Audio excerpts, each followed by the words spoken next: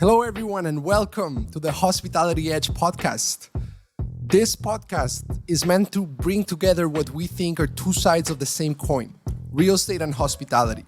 Whether you are a current or aspiring short-term rental property manager, host, or real estate investor, you're in the right place. Dive in with us to uncover the captivating stories and golden nuggets from industry heavyweights, including leaders, operators, investors, syndicators, founders, and entrepreneurs. So thank you. Really, thank you for embarking on this journey with me. I really appreciate you taking the time to listen to this podcast, and I promise I'll do my best to deliver value-packed episodes that hopefully will not just inform, but also help inspire the next generation of real estate and hospitality professionals. Truly yours, Sebastián Muñoz. All right, welcome everyone to the Hospitality Edge podcast, where we talk about what we believe are two sides of the same coin, hospitality and real estate. And today I'm very excited to have Eric. I'm gonna pronounce your last name, and I'm probably not gonna do it right. Thibodeaux, is that correct? Thibodeaux, yes. Thibodeaux, correct. There you go. Thibodeaux, CEO of Current Tides, Vacation Rentals, and Safer VRs, as well as other companies.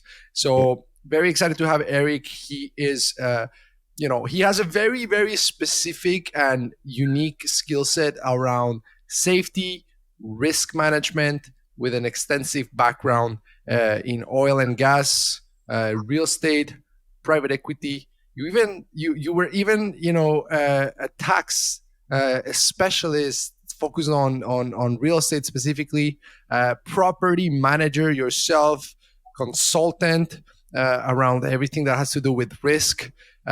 So there's a lot for us to cover. But Eric, welcome to the show. How are you today? Sebastian, thank you. I'm glad to be here, and I'm doing well. Thank you. Awesome. Eric, why don't we start by you telling us a little bit more about yourself, your background, and everything that you've been up to these days? Yeah, great. So as you mentioned, I went to school, and I have multiple degrees in safety and health and public health and a fire protection engineer. I graduated, went to work for Amoco and BP, working throughout the U.S., Canada. Eventually ended up in Egypt along the way in a progressive career, and retired from BP in 2019 after 30 years, and then worked a few more years in Egypt in oil and gas. However, along the way, in 2003, we started purchasing short-term rentals, and we started off in Gulf Shores, Orange Beach, and now we've been doing that for 20 years, progressed our way doing that, and today we have 6 properties in Gulf Shores in Orange Beach, Alabama, and we have 2 properties in Fredericksburg, Texas. We can go into depths about those. Some of them more individually owned, and some of them more through a syndication. Right. No. Yeah. Go for it. No, go ahead. I was going to say in 2009, we started investing in multifamily and single family for long-term rentals. And, it was a little, remember 2009, it was not maybe the best time to be investing. However, that's the best time to be investing. So that first year we purchased 2 apartment complexes and 3 properties, and we just kept going. And still, mostly today I'm a passive investor in probably about 4,000 apartment units, and now we just have two long-term rental homes left, and so become more of a passive in long-term rentals, generating 6 figures of income there, and it just helps out in retirement. And then 2019 we started doing short-term rentals for others. So we have a property management company in Gulf Shores, Alabama. And today we have 56 properties that we're managing there. And then in 2020, I created Safer VRs. And Safer VRs and myself, Safer VRs is the only company in the world that I know of that is exclusively working on safety and loss prevention for the short-term rental, vacation rental industry. My God. So I'll stop there. How do you manage all that, man? That's crazy. So let's talk Yeah. about each one of those. So okay, you work for a lot, a long time in oil and gas, risk management, travel to Egypt and all these other places. When did you stop working there? How did that happen? You said that it's because you got into real estate at some point. How did you get out of oil and gas? What was that? What was next for you? Yeah. So when you work, so in 2019, I retired from BP because they sold the asset that I was working in, and there wasn't, they had just finished reorganization, which in my 30-year career, I went through 34 reorganizations. And so they sold the asset. I was working in Egypt, and the new company that bought it said, "Hey, we'll keep you." So I stayed there, worked another little over 3 years. And in January of this year, basically, when you work expatriate, you work on a contract basis. So my contract had expired at a little over 3 years. And so they knew it and said, "We'll just hire somebody local." And so I said, "No problem. I'll just come back home and run our businesses." But you went back home, and at that point you said run your businesses. So you had built businesses on the side while you were in oil and gas. What exactly had you built on the side? Yeah. So say for VRs, current tides, I have an investing group business called Three Block Capital, where we invest completely passive in. Okay, so all of that was on the side as you were still working. Okay, for some reason I thought you had stopped working oil and gas, and then you had gone into all the Yeah. rest, but you were doing it all at the same time. Yes. Yeah. Everything was concurrent in just different times. As we added on different businesses, and most of them are. I'm not 100% involved. I'm Yeah, pretty heavily involved in the Three Block Capital. Well, not really. It's mostly passive investment. We do investment, but got it. current tides and safer VRs or probably some of the bigger investments That's that awesome. Eric, that what was fit your in. first real estate acquisition? What was your first real estate deal? Was it a short-term rental property or a long-term rental property? Yeah, short-term rental in 2003, we purchased a little property, two-bedroom, that two-bath property in Gulf Shores. Okay. Yeah, that was So our first one. first real estate deal ever, short-term rental. Why short-term rental? How did you get exposed to short-term rentals, and why is that the way you started? Yeah, so we used to go to the beach. We lived in Alabama, North Alabama, and we go to the beach. And we said, why couldn't we own our own property here? So we bought a property and just started managing it. And after the second year, the area got hit by a hurricane, and took a while to recover after that. And then the downfall of the market, the economy, happened 2008, 2009. I think we sold in 2010. We still made money on the property, uh, Mm-hmm. and that's kind of how we got into it. We didn't know anything about managing short-term rentals, but we just learned along the way. Were you self-managing though, or did you have a property manager in place We for started this? off self-management and then moved it to Meyer Vacation Rentals. We Okay. managed it for some of the last few years. Okay. After that, we pretty much manage everything ourselves. Okay. So walk me through the evolution of your real estate portfolio. You buy this first property, and then what? You sold it eventually, but then what? Yeah. So on the short-term rental side, so let's figure it's 2009, and I joined a real estate investment group to learn how to invest and be part of a group, right? That's all Okay. like-minded individuals here in the Houston area. And that year, in 2009, we bought a multifamily property two of them actually, and I bought 3 houses, single family houses that were here. Of course, the market was completely different. Prices were depressed. And so individuals who were prepared, like ourselves, came in and bought decent properties at good rates, good prices. Mm-hmm. Basically, once you do that, and you just kind of, you know, cycle your investments, right? And what I mean by that is you hold on to them, you save the cash flow, you buy something else, and then you save that cash flow, and along the way, you sell for different reasons. Yeah. So in the multifamily world, we look maybe every 5 to 7 years, we're selling properties. And reason for that is the property is it's gone through, maybe I need new roofs or fix parking lots or do different things, and it reduces my cash flow. So we sell it to another investor who comes in with a large amount of cash. They fix it up, they raise rents, they continue to evolve the property. For sure. However, one of them we bought in 2009, we still own today, 15 years later.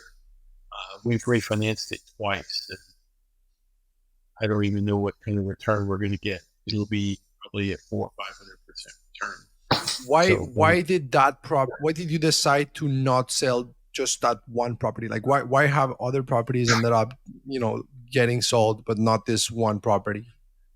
I think each time we were able to refinance, we were able to pull cash out, and some of it would go to the property and some would go to the investors. And it was well run, continues to be well run. It's just seems like 15 years is a good time to sell. Right? That's it. So at which point, Eric, did you go from an active real estate investor to a passive real estate investor? Because at first I imagine, were doing your own research, due diligence, and you were, pretty much actively involved in the process of acquiring the property, even managing, for the first property you mentioned. So when do you go from, active to now starting to take more of a passive approach at investing? Yes, so I started out, I was active in single family, and I bought 2 apartment complexes. And along the way, I would take that cash and passively invest. So I was passively investing along the way. So I would do cash deals, and then I would also have Reblock Capital, our investment group, or our investment vehicle that we had. And then the other thing that I do that maybe a lot of people don't understand or don't do is I use my IRA. So I took my money out of my IRA and moved it to one that would allow me to invest in real estate or other ventures. I do private notes with it. And so I invested properties through there as well. Got it. Interesting. So the 2 apartment complexes, that's the first time you buy apartment complexes, 2 of them yourself. Yeah. And how many units were we talking about here in this 2 complexes? So in 2016, I bought my first one. It was 20 units. Yeah. We sold it probably, I don't know, 2 to 3 years later. And we made 164% return. Wow. Me and my investments. And then we bought 8 houses on the west side of Houston in 2018, and we just finished selling those in 2022. And we made almost 900,000. Oh, we made more than that. My target was to make 1 million. We didn't make it. So the market started to change a little bit. So those were the 2 big deals I did. The third one, I was a key principal in, which meant that I was there with the loan guarantee. And then we sold that one in 2020. We bought it in 2018. So everything else after that has been on the long-term rental side, has been passive investing. Okay. So those were the 3 where you were active. You talked about your investors, let's say on the 20 unit one. So you raised capital for this deal.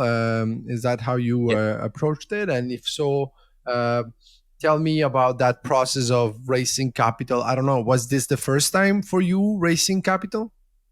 it was first time raising capital, and it was a small property, 20 units. I think we paid either 700 or 750 for it, and we sold it for 990, I think. Okay. Um, and so we raised capital. I raised capital with friends and family, and I created a property management company here in Houston to do long-term rental property management. Yeah. Right. So typically, how you do it is, and the best way to do it is, I create an entity, I raise capital, right? I go out and hire an attorney who helps me create the documents as well as the fundraising documents Hmm. that meet Securities and Exchange Commission rules or the exemptions. And I go out, find those individuals, they're accredited investors, and I bring them in, the paperwork, and then basically they just give me funds, and then I invest, and then I keep them up to date. At the time, I was doing weekly updates. Oh wow. On Yeah, every week I was doing updates, emails to the investors. I continued that for quite a number of years. And basically in 2022, when we were selling our eight house portfolio, I said, I'm not gonna, there's nothing really to talk about. Sometimes there's nothing to talk about. They do what send you money, right? They just want to So, hear from you. Yeah, yeah, yeah. so I said, don't worry that my weekly updates are gone. Everything's so good. There's nothing to say. So, Got it. I guess it's a yeah, good so, thing, right? If there's nothing yeah, to say, it means that things are going as planned. So so let me finish that thought. So we buy the property in one entity, and then a separate entity over here. We called it Three Block Property Management. Management, the management company that ran the asset. mhm. So I ran both entities, and my business partner and I, we ran the property management company there. Right. So you had the entity that was the holding company that was acquiring them, and then you had the property management and as well. And you made the process of raising capital sound very very simple and very easy. However, we know there's more complexity, involved when it comes to being SEC compliant and all those things. We're not going to get into that, and we're not we're not legal advisors or anything like that. But how, because there's many ways in which you can structure the deal with your investors, right? You could basically set it up as debt where you're just promising them a certain return. You could have them have a certain percentage of the deal.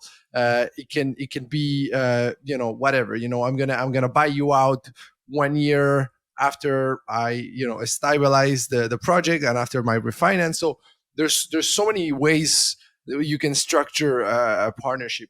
How has your structure for raising capital, not we don't have to go into the technicalities, but just at a high level, the structure of you raising capital with your investors, how has it evolved from the first time you raised capital, friends and family, to doing it at scale now with your syndication and everything else that you're doing?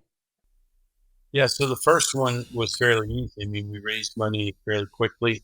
Um, it was friends and family, and basically what I did was, uh, I went out. I didn't do any of the fancy stuff, no preferred returns or anything. I just said, look, I'm going to do a 5% override, right? Which meant that basically every time we distributed money, I would keep 5% plus whatever my percentage was that I invested cash in. And then when we sold, if you invested 100,000, you would need to make 100,000 back before I did the 5% override. So it was So you just made a 5%. You made 5% on the profit after your investors had been paid. Is that correct? correct, correct, But was yes. that only when you sold, or was that also from you were also getting 5% of the cash flow? Uh, I was getting 5% of the cash flow, okay. right? But and yeah, we won't go into the technical issues with it, but yeah, that's what I did. And then like today, I'm for the last deal I did, I was at 20%. Okay, but same concept: 20% of cash flow and Yeah, 20% of profit after paying back your investors. correct. Right. And then Okay, I also invested in the deal. Right. So right. I Okay, put 100,000 in. Yeah.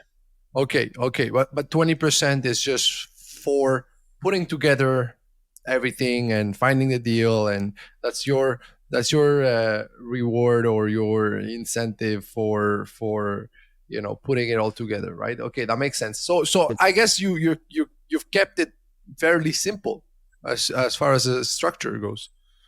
Absolutely. I think that's so much better to keep it simple. Yeah.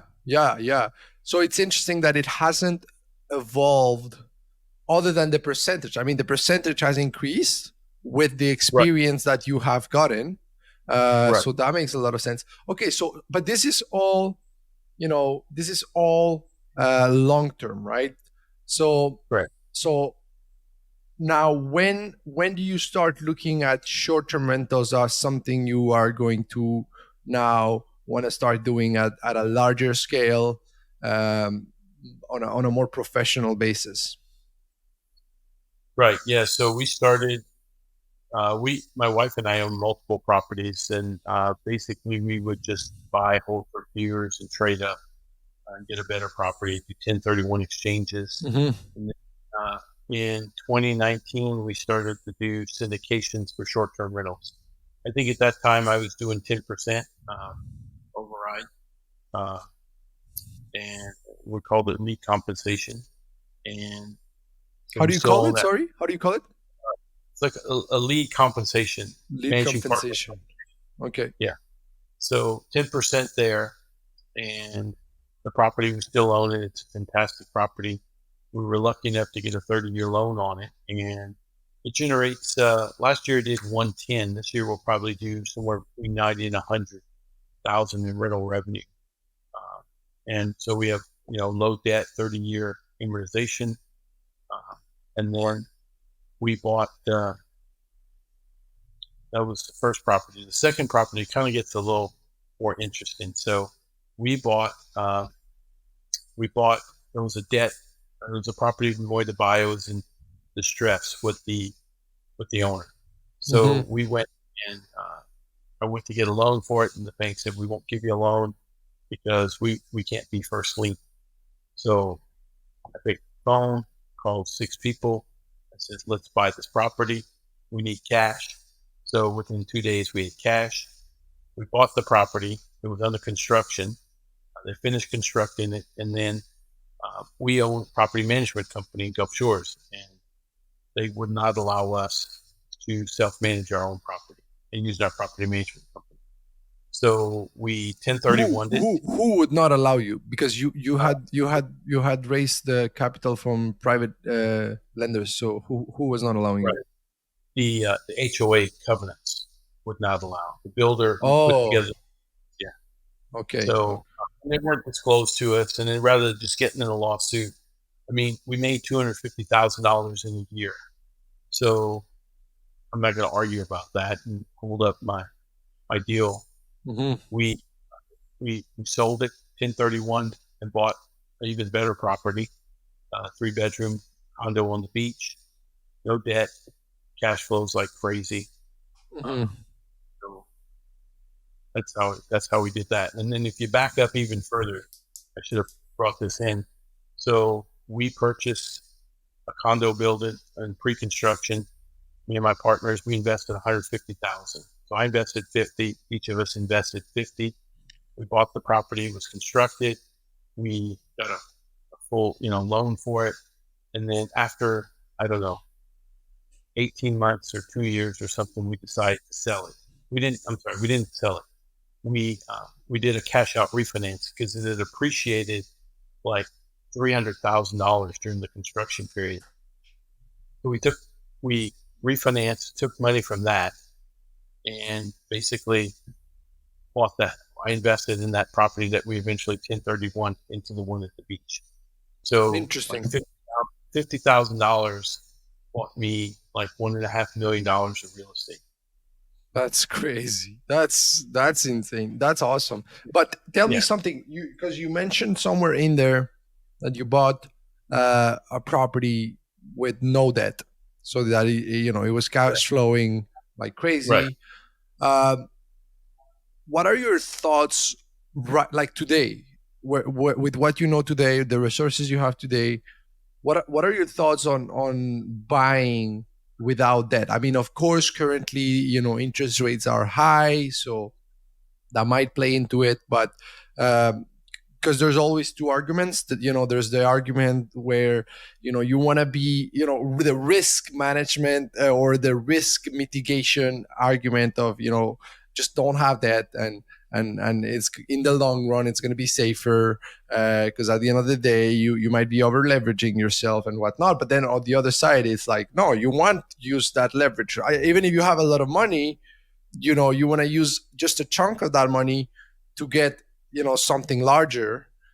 So do use that, even if interest rates are high. So what are your thoughts on those two extremes, especially from the risk mitigation and risk management background that you have? I'd be curious to hear your thoughts on this.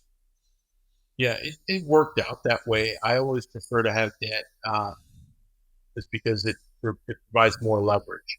Yeah. But as you mentioned, as interest rates have increased, you know, every property, it really gets hard to underwrite a property to look at and say, can this property cash flow? So we don't purchase property on the hope that it'll increase.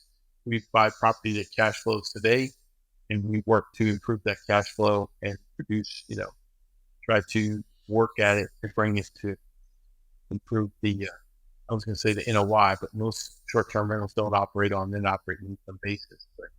But that's what our goal is. And so today I could do a cash out refinance, and the property should cash flow, because we could probably do something 50%, 50% loan Don't to value. value. Yeah. Yeah. So we could do that. However, the partners have enjoyed, and I do enjoy not having to have a debt payment there. Because, sometimes short-term rentals can be, fluctuate, with their seasonal and their Oh income. yeah. So I appreciate that part right there, where we don't have to manage that. Or, in today's world, if I had a lot of cash in the bank and, it was just going to sit there, I'd probably buy some real estate, just because, and we've With seen it a lot cash, you with wouldn't you cash. wouldn't put that on it. Okay. If I put debt on it, it may not cash flow. That's The the whole part, challenge. Yeah. yeah, the whole part about that is it just, so if we are truly in an inflationary environment, my dollar, if I'm in a 6% or 5% inflation, every $100, I only have 95 left. And then Hmm. I have 95 of, I have even less the next year. However, when I put it in an asset that appreciates, like real estate typically appreciates, then I can force appreciation in long-term rentals. Uh, Hmm. I, I raise the rate. I raise my fees in short-term rental. I raise my rates in short-term rental. That's, by the way, what makes short-term rentals so powerful is I can adjust my rate every day, where a Hmm. long-term rental, I've locked in for 6 months or 1 year. Hmm. I'm stuck, right? Hmm. Until that 6 months lapses, then I can raise the rent. But let's say 8 months, during that 8 month time period, it could be difficult. Sure. Short-term rentals offer that powerful ability to raise rates on a daily basis. And that is very However, powerful indeed. The downside from an investment standpoint, or the challenge, is the forced appreciation that's harder to obtain, with short-term rentals, right? Whereas on the correct. multifamily long-term rentals, you can within your underwriting, you can very well know if you expect to increase the NOI by this amount. Based on the cap rates of the area, what the valuation is going to be, and you can do a cash out refinance at that valuation. And in vacation rentals, you cannot do that.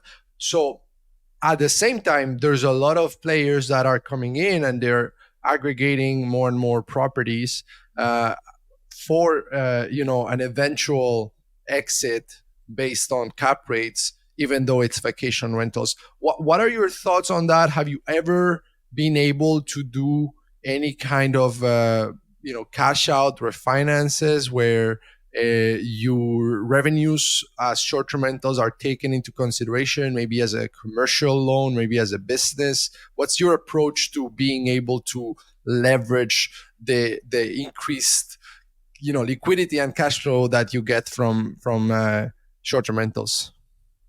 Yeah, most lenders, as you mentioned, don't really like to do that. I do think as we grow as an industry, it's going to become maybe more something that may be more prevalent, where you could force appreciation. I can take an underperforming property, short-term rental, and increase it, uh, and then hopefully sell it for more. That, I mean, I like to do that without speculation. However, in today's market, whether your property generates 100,000 or 70,000, it's all based upon what's the comparable rate, because it's still tied to single family type things. Now, when you get into some of these boutique hotels that some people are creating, so now it acts like an apartment complex, except it's short-term rental, right? So now I could possibly use NOI to force appreciation through improvements, to raise rents, uh, those type of things. That seems to work for some lenders who are looking at that for like small boutique hotels and things. Yeah, but you Which is, still don't get, anywhere close to the, let's say, 80% loan to value that you could be getting on multifamily. With these boutique hotels, what are you looking at? Like 50% loan to value? I don't know. I haven't done any. I'm thinking it should follow 75%, but I don't know that for a fact. Right.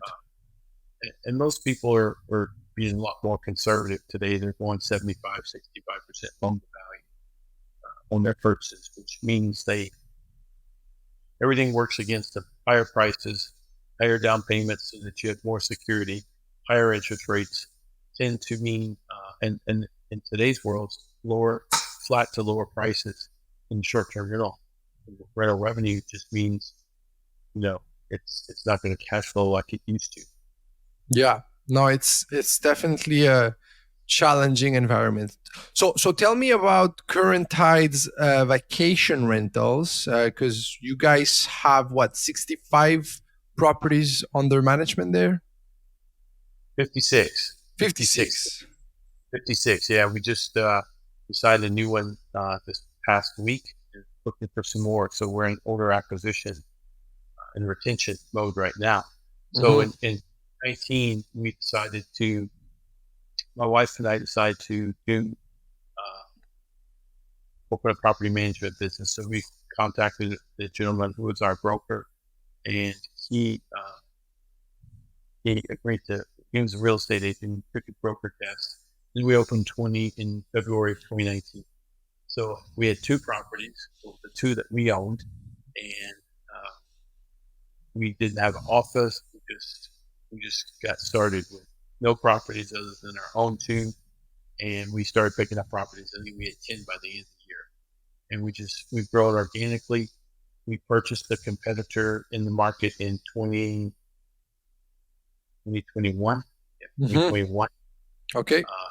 It's up 28 properties there. So we've just been growing organically since then. Interesting. And talking about mergers and acquisitions and growing your portfolio, your management portfolio through acquisitions other than organic owner acquisition efforts. How do you look at M&A as part of your growth strategies? What is it that you're looking at? I mean, the customer acquisition cost needs to make sense. But what else? What advice would you be giving to a property manager that's looking to scale and it's considering acquiring other players in their market as a strategy to accelerate their growth? Yeah, so mergers and acquisitions and short-term rentals have gotten a lot tougher with the interest rate increases. So that makes it a little tougher for us. We chose just to pay cash for our property, the company we bought in 2021, And but in today's world, I think the valuations are going to be a lot lower. Everybody's different. Every location's different. That's the good thing about the short-term rentals. I could be in a mountain or up in Tennessee or Georgia mountains or Denver, Colorado. The valuations are going to be different than what I have here at the beach or in Texas or North Hmm. Carolina. So I do think it's going to be more challenging. Um, we looked at a possible acquisition late last year, and basically instead of going to the banks, we just went to private lenders. Okay. Private lending, private credit is the place to go. You may pay a little bit more, but you just have to figure that into your cost of your acquisition. And Yeah. so, And what about, have you ever thought of selling or ever been approached about selling your management portfolio, or is that something that's out of the question for you? oh, I've certainly been approached. I just I haven't said I'm not interested today. Okay. Okay, you specify today. Yeah. Oh, yeah. It's not like I'm gonna never sell. I mean, it could be where you never know. I mean, a quick example back on our property. So we had a property at the beach. We bought it through ground up construction. It was a condo. We paid $565 for it, and it opened up. We started working as a 2 bedroom, and I was here at the house, and it was last year in October. Our broker calls us and says someone wants to buy your property. I said it's not for sale. He said, well, they're going to offer you a lot of money, 1.1 million, and we said okay, right? So that's part of if someone came and made a really big offer, maybe we would consider it. I Hmm. don't think that happens in today's world, uh, but you never know. People do You never know. things. Yeah, This is- people do So interesting things. That's a, that's a good way to put it. they do interesting things, and then sometimes another lesson I learned back. We got offered. We bought our first condo building that we bought in 2003. I don't know. 4 years later, we got offered 350,000, which is almost triple what we paid for it. Uh-huh. And attachment to things that we get attached to things, whether it's pets or friends or whatever. Uh, Uh-huh. it, it creates issues when things get separated. So I was attached to the property, my wife and I were, and we said, okay, we're not going to sell. Uh, so we ended up selling eventually in 2010 for I don't know about 180,000. So Oh, wow. yeah, so I think if I'm always ready to sell, if someone comes and makes me a really good offer, that was my lesson I learned there. Right, So right, right. Don't say no to a good offer because you're trying to be too greedy or you're too emotionally attached to it. That's a good lesson, definitely. yeah, absolutely. For Oh, investment properties, or for investment, investment. Yeah, no, they're only absolutely. Yes. So Eric, just a question here, and then I want us to get to talk about safer VRs. You yeah. have so much that going on. I mean, there's so many things going on, and yet you make it sound so simple. Like you make it sound so straightforward, and that's something that I admire.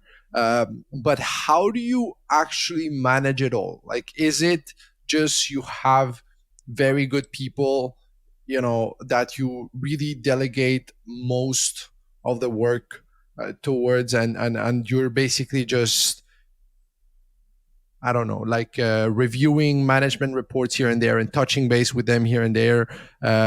Is has that been the key to you being able to handle so many different things, so many different companies, so many different projects, or what is it like? What do you think has allowed you to be successful in so many different projects?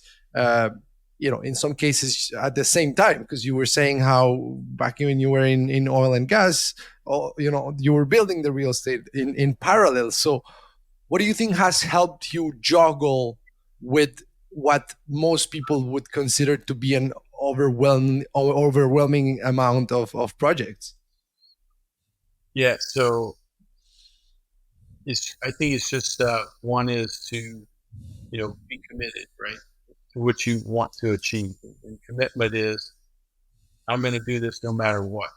It's Hmm. not like something that's yeah I'm committed and then I don't do it, right. I'm committed, and so a lot of it I believe is who each of us are on the inside, and what are our goals and our values and what moves us or drives us, right? It's called your identity.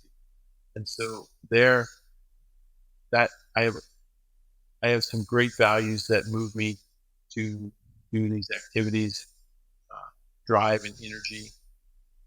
Having great people would be the next thing, right? So after what's inside of me is taken care of, I go out and I work with great people Hmm. in our property management business. We haven't talked about Here Stays, our listing site that we have here for properties in the state of Texas.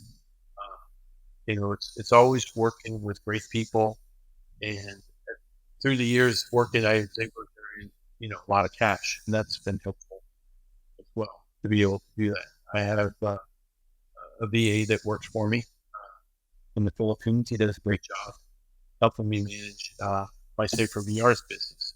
Uh, Hmm. I'm sleeping, he's working, he's sleeping, I'm working, and so it kind of goes back and forth like that. So Hmm. I think that's really part of it. Having great people, having first of all who you are as a person and your values has been really good for me. That's And interesting. Is that that's something? Because yeah, go ahead. progress. It's still a work in progress, right? I'm always improving. For sure, for sure. But you're doing great. You're doing great. So commitment. Commitment is super important, of course, because without commitment, the first obstacle you face, and you're gonna face many of them, you're gonna stop, right? You said there's commitment, and you said there's other, values that are very important for you that drive you forward. What are some of those other values that drive you forward? I mean, there's the concept of what's your why. I don't know if you like it or not. Some people don't like it, but like, what's the thing that makes you so committed? Um, I think it's more committed to once I say, "Hey, I'm going to do this." I'm really committed to doing it. Hmm. And what, commitment is not like the commitment a lot of people have, and I've had the past. Like when we go, I'm going to lose weight. I'm going to go to the gym every day in January. Not that commitment. The commitment that says I'm going to do whatever it takes to get this done. Another value that's really changed for me in the last probably 6 to 8 years is freedom. Hmm. I value not having to work for an employer. And so I didn't like working for an employer. However, today I find the freedom where I can accept a job through my risk management consulting, or I can say no because Hmm. I don't typically say no, right? Or so the freedom to, do what I want to do when I want to do it, wherever I want to do it, right? So Hmm. that's a great value. Another one is integrity. There's not the integrity that you say, well, you're a good person. No. The integrity is, Sebastian, you asked me to be here at 4:45, and I was here at 4:44, ready to get started. That's integrity. Or if I can't make it, I'll call you and say, Sebastian, something's come up, I can't be there. That's integrity, right? Not your word is what you say it's going to be. And because a lot of times, let's say you're going to go talk to a lender, right?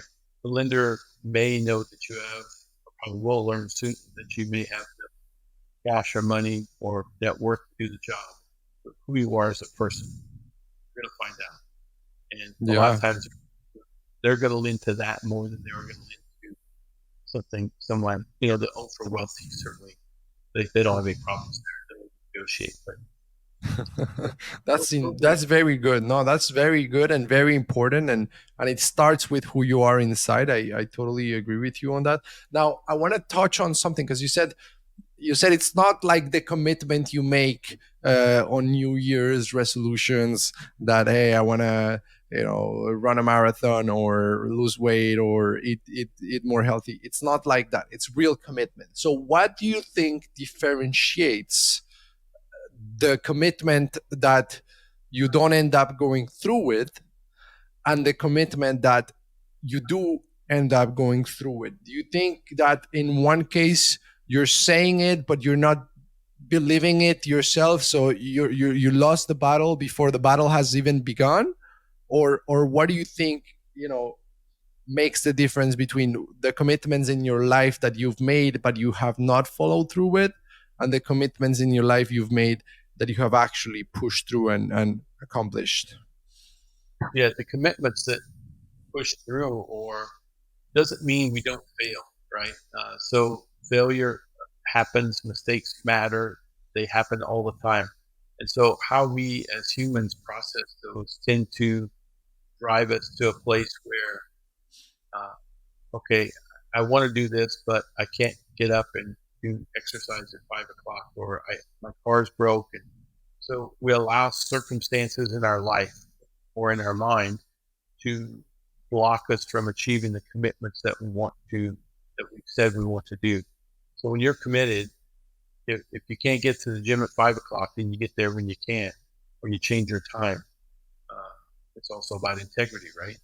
Uh, I can't go to the gym because my car is broke. Well, then I fix my car, or I walk to the gym, or something, right? I'm committed. I'm going to do whatever it takes to achieve. That's And awesome. a lot of people don't have that. And more importantly, when failure arises, and it will, Hmm. it- you know, maybe we quit, or we slow down, or we go a different direction. And so then, are we really committed Hmm. to that goal? Wow, that's so powerful. So powerful. So let's talk about the work you're doing with Safer VR. You're taking this very unique skill of yours from when you were in oil and gas, and you're, as you said, pretty much the only company in the world, I believe, doing this specifically for vacation rentals. Tell us about how it came about. Tell us about why it's so important, and tell us about the vision that you have for it moving forward. Yeah. So Safer VRs is really the only company completely 100% dedicated to serving vacation rental property managers and owners to improve the safety and loss prevention in their businesses. And I'm that's what I'm committed to. I work to provide education material. I have a membership group where people can join and learn. I consult on certain projects that I do. Uh, I do expert witness and testimony. And strangely enough, that seems to be where most of the activity has been here lately. I've been retooling some of my stuff, but attorneys and insurance companies don't have a problem uh, contacting and working to bring in someone who's got a unique, 33 years of working in safety and fire protection as an engineer, and 20 years in short-term rental. So this is uh, this is pretty much what I'm doing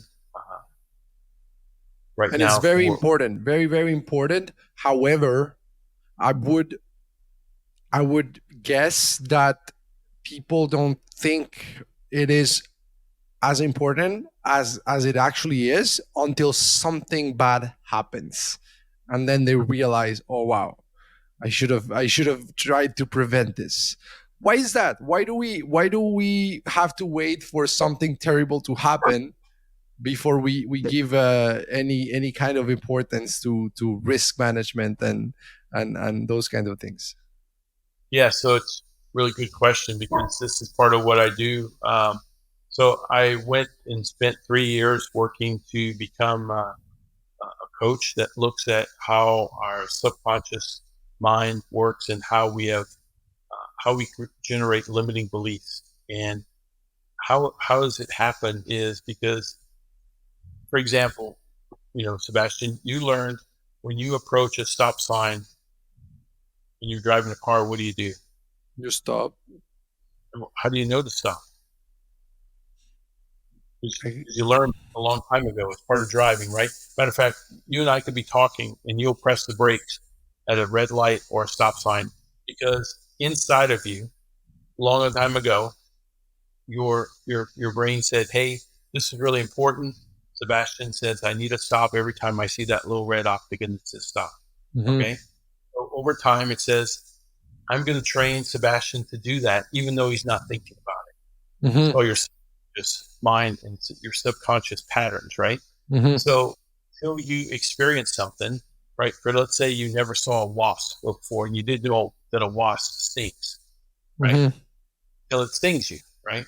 And then you learn, or you could say someone say, Sebastian, watch that wasp; it could sting you, and then you may or may not really believe them until it happens, right? Mhm. So some individuals who can process in their conscious mind, who then say, okay, that wasp is going to sting me, I'm going to go away from it, and then others need it to happen.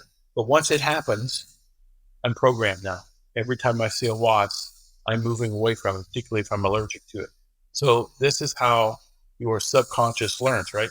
Your subconscious mind has no limitations, right? It, Mhm. it it only does. It's like a recording. It only does what you've told it in your life that's important for it to remember, Mhm. like your ABCs and 1, 2, 3 and everything that you've learned in your life. It's a recording. And when it sees something that it's not familiar with, it doesn't know what to do. So it doesn't do anything. Now you need your conscious mind to engage to say, hey, that's a trip hazard. That's a fall hazard. You know, how does the water, you know, and then as we do this in short-term rentals, we don't really see these issues because one is we don't communicate at all very well about what's happening in our businesses from a short-term or safety side. We'll talk all day about revenue. We'll talk about how we manage our housekeeping. All those things are great. I do it every day or every week. However, we don't talk about safety and how we're managing safety and how who we are as individuals uh, drives what we do and we don't do. Mhm. Wow. So That's so what interesting. what I've done is I've incorporated into my training. Let's say, for example, we need to think like the guest, right? We can't think like Eric and Sebastian because we may have some knowledge or we may not have knowledge. However, we think about a guest in a property, and maybe that guest is coming and they're celebrating and they're cooking and they fall asleep while they're cooking because maybe they drank too much wine or beer because that's what we do. Yes, too. They celebrate different things. They're on vacation. They're unwinding, so they fall asleep, right? And the stove catches on fire because now they're not watching what they're doing. So what we as property managers and owners need to do is to consider that that will happen. We don't need to wait till when it happens. We have enough evidence now to say it will happen. So I put controls in place, right? I can never stop the guest from drinking or cooking or falling asleep. So what do? I have a smoke alarm that activates when the fire starts, and Mhm. it's throughout the house. So everybody upstairs, downstairs, maybe at the lobby if it's a condo, be Mhm. notified of that. So that's control number one. Mhm. So control number two, I have a fire extinguisher nearby, rated to put out that fire. Number three, I have egress and exits. So if I'm awake, the fire extinguisher doesn't work, or it's too big, I can leave. I need unencumbered exits. Control number three. Control Mhm. number four, I have provided my guests emergency contact number. Call 911 or call this number to get Mhm. assistance. Because now our guest is in a place maybe they just arrived last night and they know it's a great place and they know what city they're in, but they have Mhm. no idea the address. So I provide that for them. That's control number four. Mhm. Next, I provide the address of the property, right? I forget sometimes the address of my own short-term rental properties, right? Mhm. So I provide the guests that information and it's outside on the property. So when emergency services comes, they can get there quickly. So we just talked about 5 controls that help keep the guest safe. Doesn't mean that I'm going to prevent this incident from occurring. I can't, because I can't control what the guest does. But I put controls in place to reduce the likelihood or severity of either a fatality or a serious incident. So how we think and how we respond and what controls we have in place, right? Because safety is not about the prevention of incidents or events. Mhm. It's about the controls that we employ. Wow. Yeah, you're not going to prevent it from happening. You can decrease the likelihood and the impact of, if it happens, how bad it actually will be. And Right. I think it's a conversation that, like you said, should be as important as revenue, or distribution, or tech stack, or all of these other things that we talk about in the industry every day.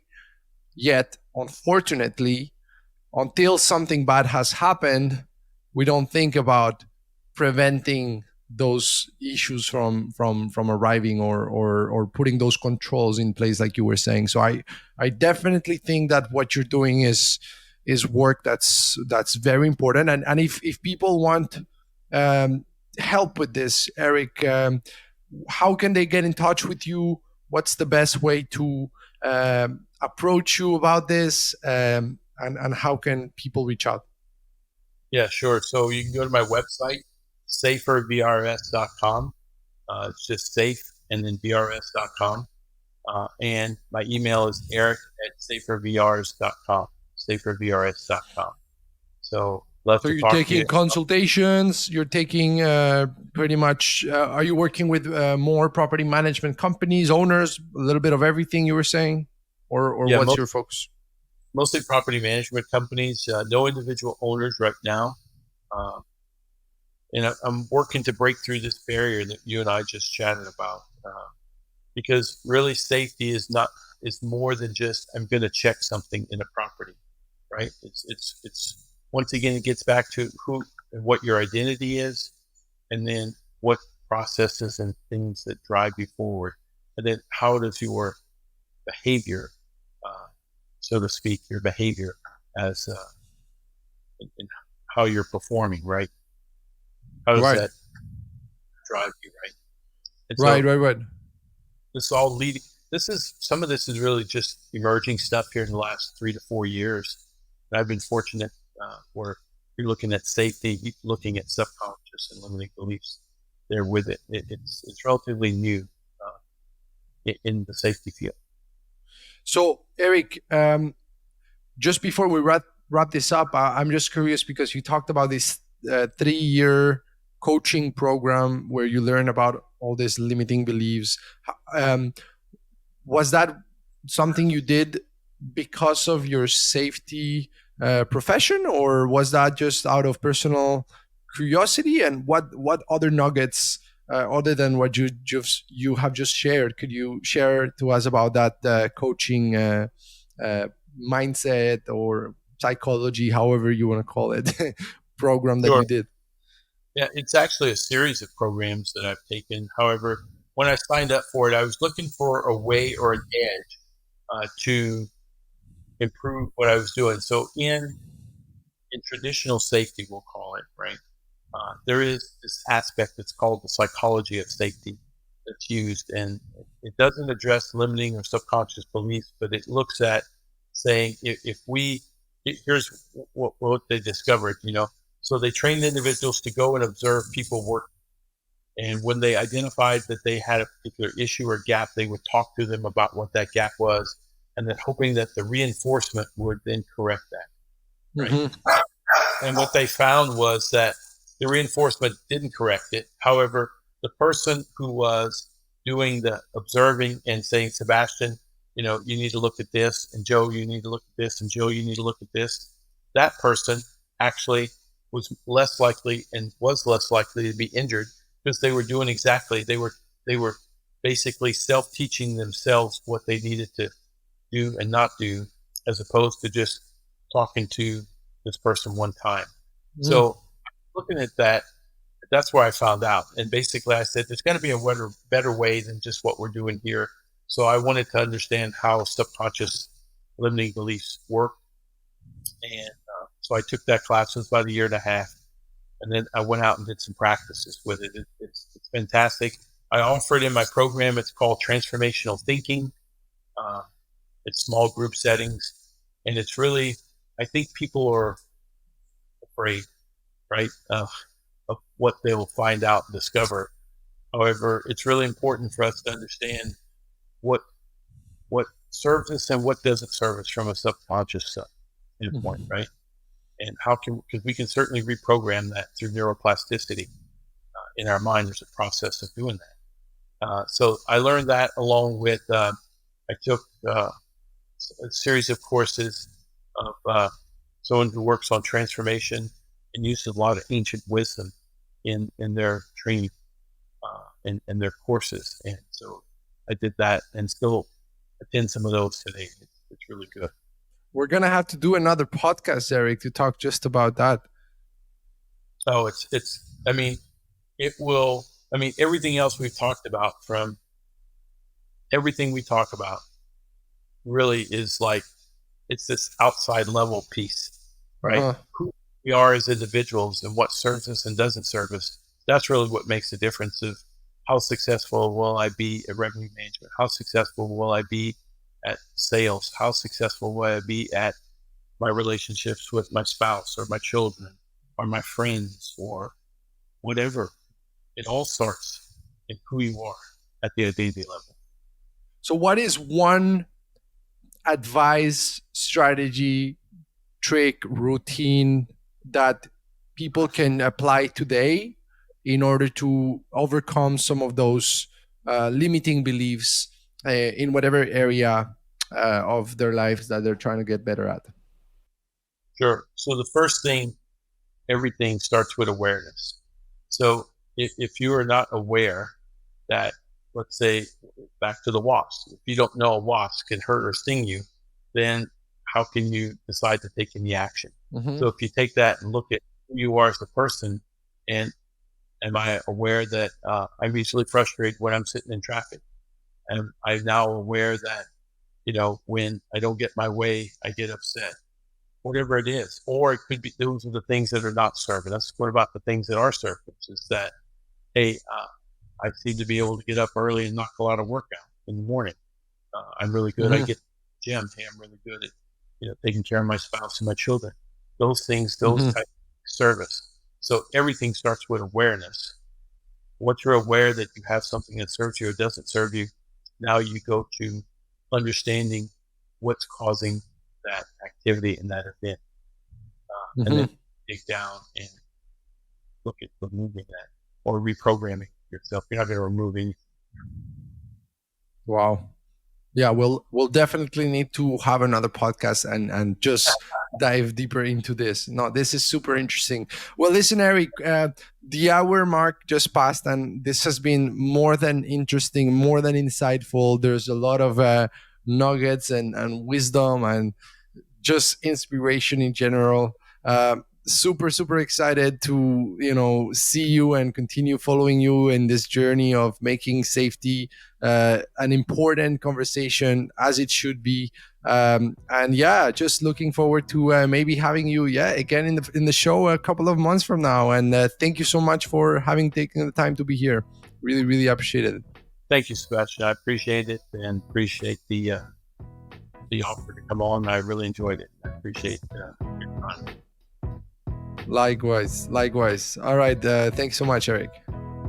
Thank you. See you.